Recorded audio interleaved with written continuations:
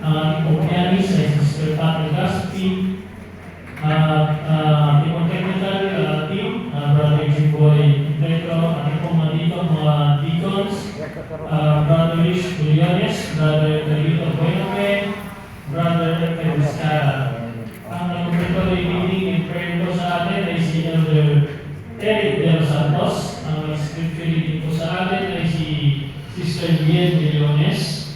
At ang nag-pastoral prayer po sa atin ay si Brother Kelly Batu. At ang ating pong speaker ngayong umaga ay si Elder Rudy Alcaparas, ang aming pong spiritual leader ng aming family.